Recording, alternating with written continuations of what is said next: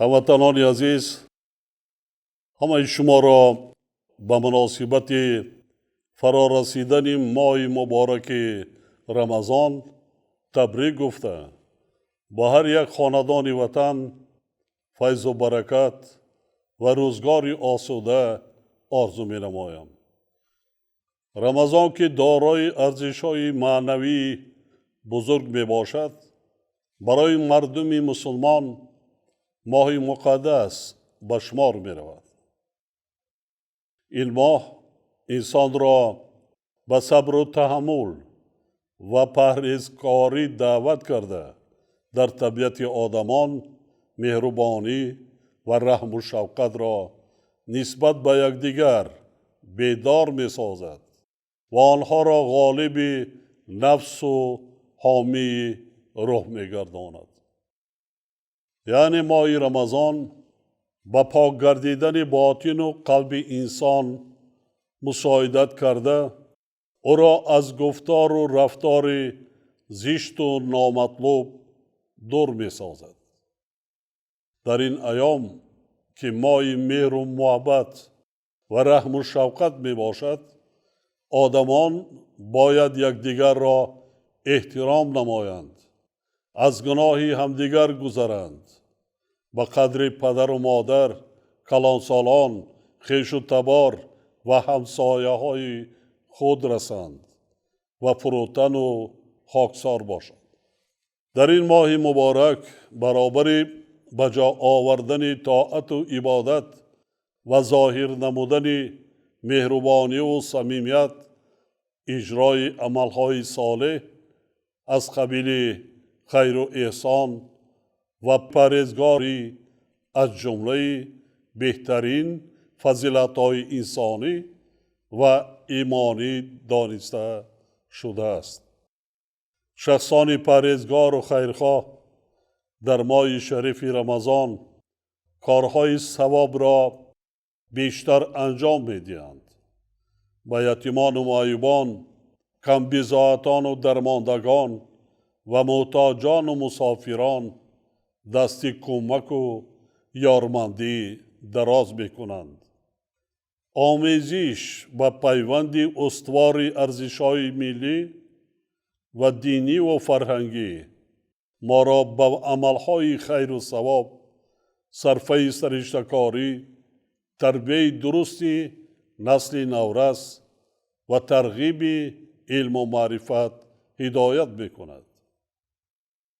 паёмбари ислом дар хутбаи худ ба муносибати оғози моҳи шарифи рамазон аз шахсони сарватманду доро даъват кардааст.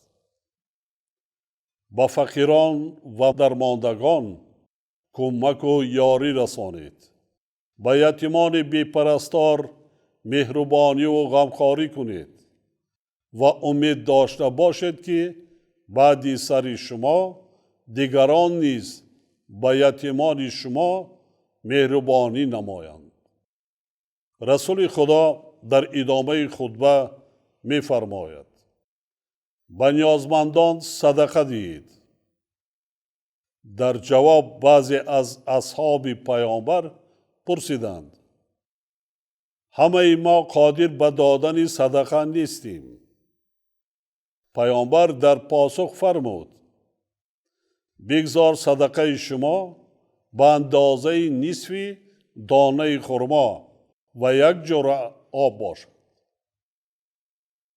тавре ки мебинем, ин ҳадиси муборак ҷавҳари баланди ахлоқию иҷтимоӣ дорад, зеро дар он шахсони ниёзманд махсус зикр шудаанд.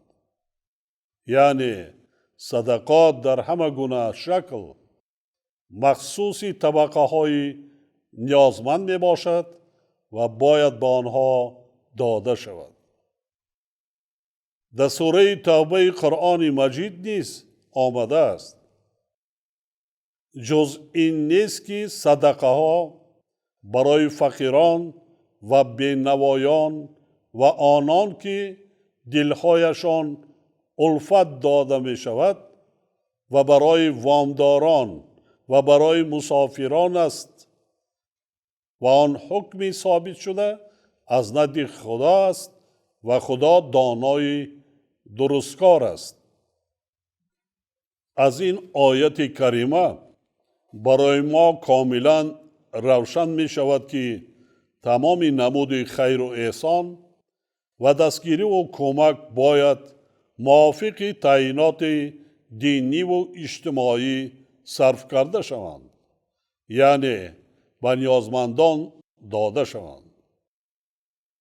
انجام دادن عملهای نیک و پسندیده و به محتاجان دراز کردن دست سخاوت و همت نه به خاطر دریافت مرتبه، نام و اعتبار میان اهل جامعه، بلکه برای به دست آوردن رضای خداوند، خودداری کردن از ظاهر پرستی و اسرافکاری، آراستن معرکه های سرخرج و زیادتی والاترین ارزش ها در دین مبین اسلام به شمار می روند.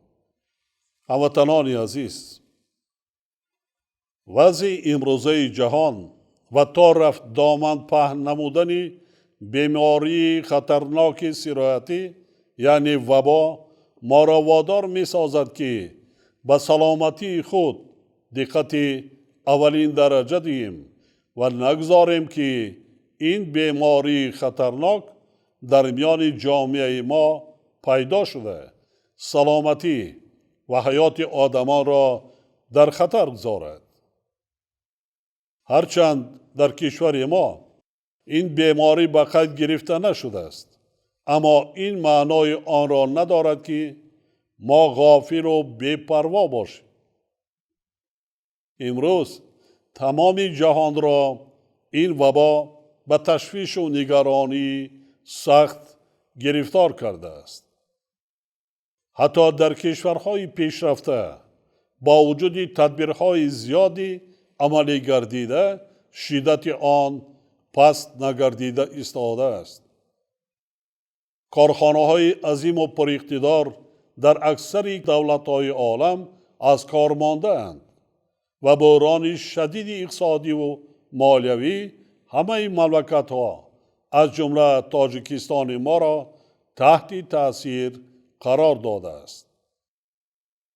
در چنین شرایط و خصوصاً در این ماه مبارک ما را ضرور است که به قاعده‌های بهداشتی در خانه، محل زیست، جای کار و جایهای جمعیتی بیشتر دقت دهیم، برای حفظ سلامتی خودمان، اعضای خانواده و اهل جامعه تلاش ورزیم.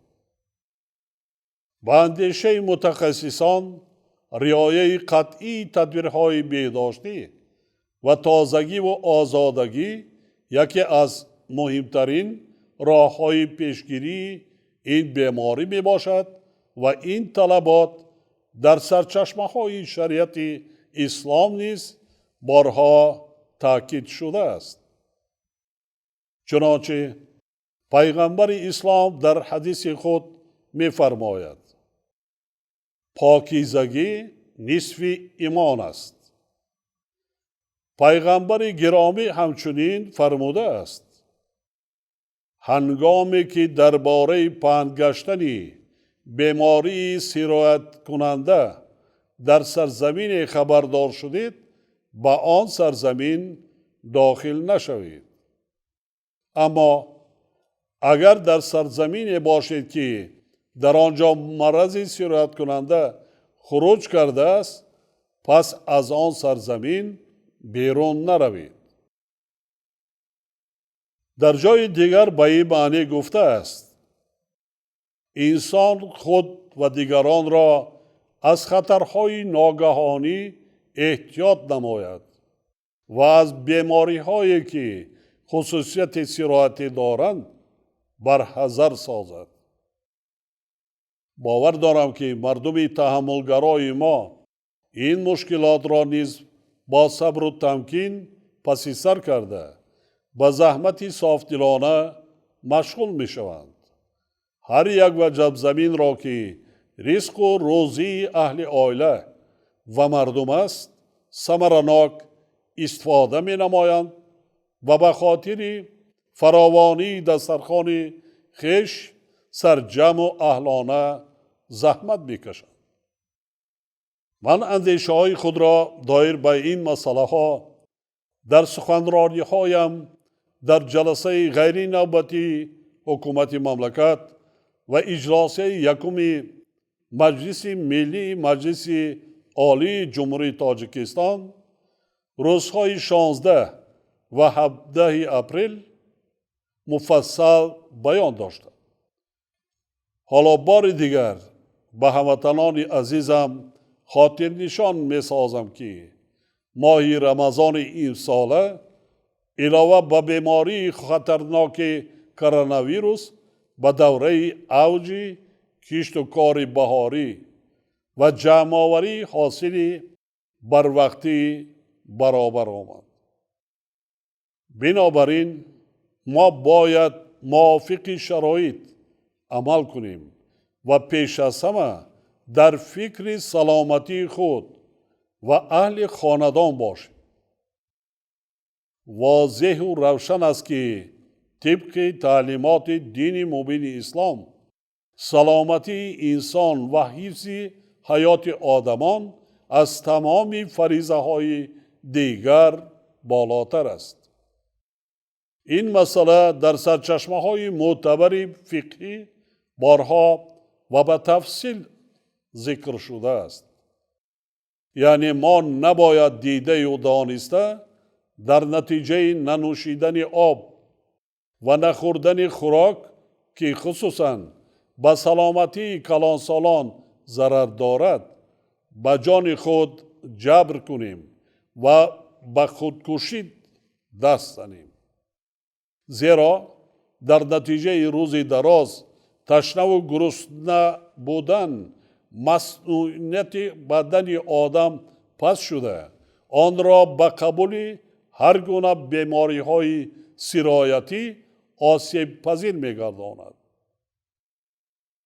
اکثر فقیهان اسلامی مقرر کردند که به کشاورزان، چارواداران و شخصان مشغول با دیگر کسب و کارهای پرمشقت که گرسنگی یا تشنگی سخت به سلامتی آنها ضرر می‌رساند، خوردن روزه اجازت است. یعنی شخصانی که آسایش جامعه از کسب و کار آنها وابسته می باشد و به عباره دیگر در خدمت مردم هستند، می توانند در اساس سبوکی های ذکر شده روزه خود را به وقت دیگر گذارند. من از همه آنهایی که در صحرا کار می کنند و به استحصال نعمت‌های مادی مشغولند دعوت می کنم که به خاطر سلامتی خود و اهل خاندان رزق و روزی عائله‌شان و مردم مملکت اینچنین تامین کردن بازار استعمالی مملکت با مواد غذایی از این سبوکی استفاده کرده گرفتن روزه را به وقت مساعد دیگر مفکوک گذارند. چون این آدمان نباید به رزق و روزی اعضای عائله‌شان ضامن شوند و سلامتی و حیات آنها را تحت خطر گذارند.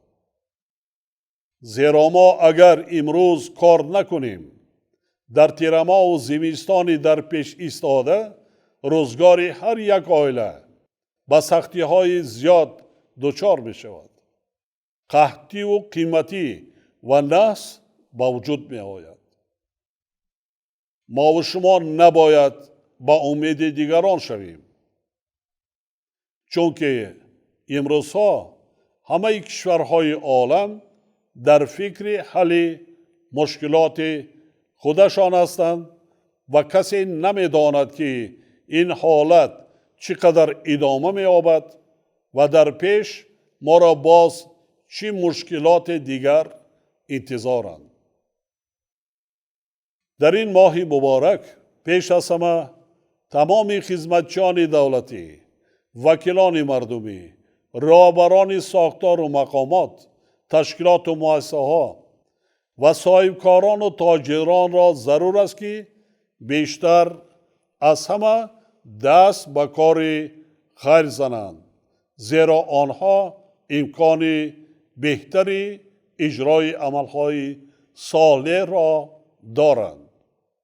با در نظر داشت اینکه سال جاری یکی از وزن‌ترین سالها در حیات بشریت از جمله مردم ما در آغاز هزاره نو می باشد، من در جلسه حکومت تمام راهبران و مسئولان را دایر به 40% زیاد کردن میدان کشت کارتوشکا یعنی نان دویم و تا 60% افزایش دادن مساحت کشت تکراری غله‌دانگی ها از جمله جواری مکه، شالی، لوبیاگی ها و زراعت های دیگر وظیفه‌دار نمودم. در شرایط امروزه ما باید به هر یک عائله این مسئله را فهمانیم که هر یک وجب زمین از جمله قطعه های زمین نزد اولگی و زمین های پرزیدنتی برای استحصال مواد غذایی استفاده کرده شود. ما باید من بعد نیز اهلانه زحمت کشیم، به دولت و خلق تاجیکستان صادقانه خدمت کنیم، برای هموطنانمان جایهای کاری تأسیس دهیم و کارهای آبادانی را طبق نقشه تصدیق گردیده به استقبال جشن بزرگ ملیمان 30 سالگی استقلال دولتی بیش از پیش گسترش و وسعت دهیم.